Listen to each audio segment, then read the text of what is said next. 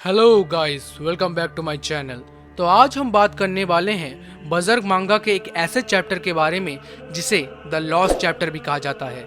ये एक ऐसा चैप्टर है जिसको इसके क्रिएटर ने ओरिजिनल स्टोरी से हटा दिया था, क्योंकि इसमें फ्यूचर से पहले ही कुछ ऐसी चीजें दिखा दी गई थी जो इसके क्रिएटर केन टाकामुरा नहीं चाहते थे, और इसीलिए इन्होंने इस चैप्टर को इसके मांगा से हटा दिया। बहुत से लोग इस चैप्टर को नॉन कैनन मानते हैं। नॉन कैनन उन्हें कहा जाता है जिनका ओरिजिनल स्टोरी लाइन से कोई लेन देन नहीं होता। लेकिन आज हम इस चैप्टर को देखने वाले हैं और साथ ही साथ जानने वाले हैं कि इस चैप्टर में ऐसा क्या चीज है जिसे केन टाकामुरा नहीं चाहते थे कि लोगों को पता चले। तो अगर तुम बजर्ग के फैन हो और इस तरह के वीडियोस को पसंद करते हो तो बने रहो इस वीडियो में। तो सब्सक्राइब कर लो मेरे चैनल को और कमेंट करके बताओ कि तुम किस एनिमे टॉपिक पर वीडियो चाहते हो। तो चलो शुरू करते हैं। तो जो ये एपिसोड है प्रेजेंट करता है इक्लिप्स के इंसिडेंट के एकदम बीच में, जहां पर ग्रिफिथ ने अपने बैंड ऑफ हॉक्स के मेंबर्स को सैक्रिफाइस का बकरा बनाकर छोड़ दिया है, जहां पर एपोस्टल्स और मॉन्स्टर उन्हें कच्चा खा रहे हैं। गर्ट्स कैसिका उन मॉन्स्टर से लड़ रहे हैं और बाकी के जो मेंबर्स है वो स्ट्रगल कर रहे हैं अपने आप को बचाने के लिए। और दूसरी ओर जो ग्रिफिथ है वो चेंज हो रहा है गॉड हैंड्स के 5th मेंबर फैंटम में। अगर तुम इस एपिसोड को इग्नोर करके इसे नॉर्मली देखो तो इसमें क्या हुआ कि जो ग्रिफिथ है वो फैंटम में चेंज हो गया और उसने अपना बदला लिया गट्स से।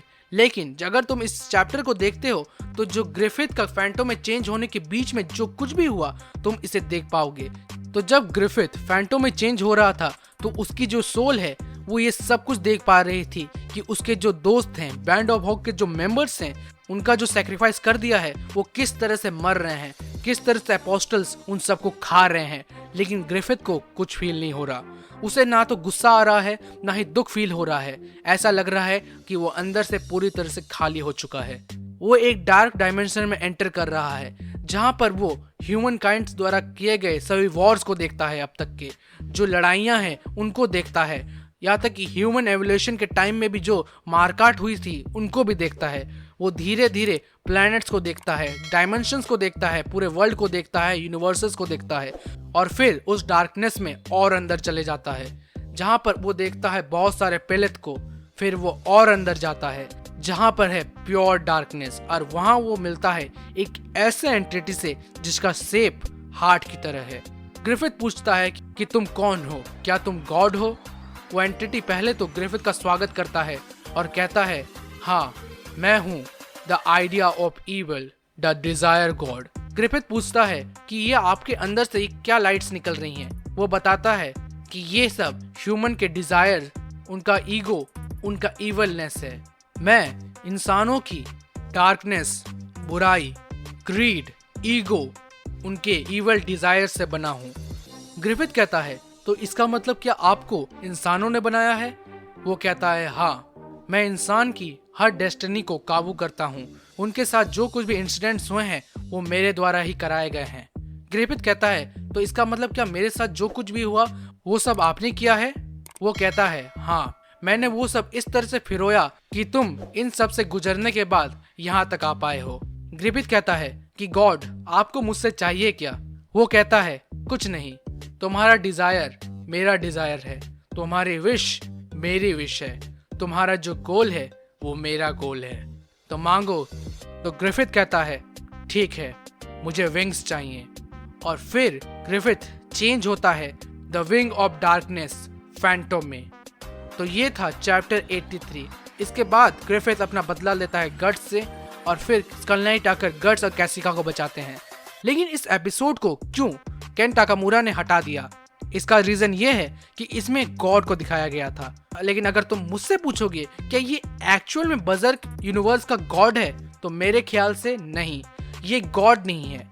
ये एक ऐसा एंटिटी है जो बना है लोगों के डिजायर से, लोगों की ईगो से, उनके इवल थॉट्स से। कि मुझे लगता है कि ये जो एंटिटी है एक्चुअल में सभी एपोस्टल्स और गॉड हैंड का मेन सोर्स है।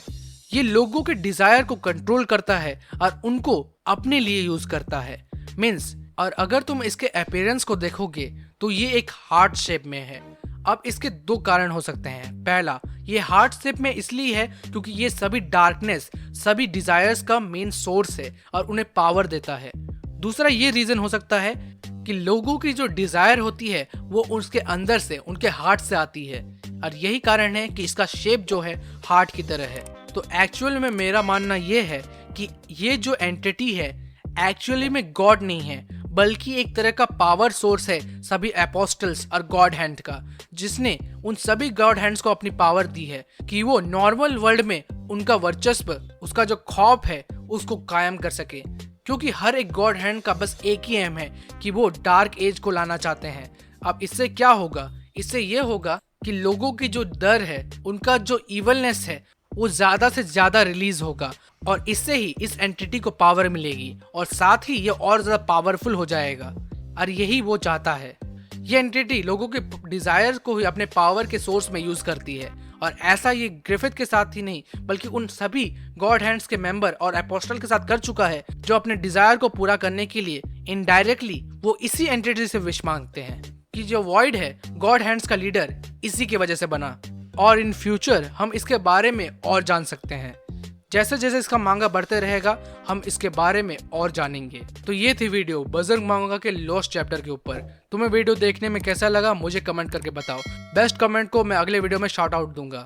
तो चलो मिलता हूं मैं तुम्हें किसी अगले वीडियो में, तब तक के लिए बाय। और हाँ, सब्सक्राइब कर लेना प्लीज।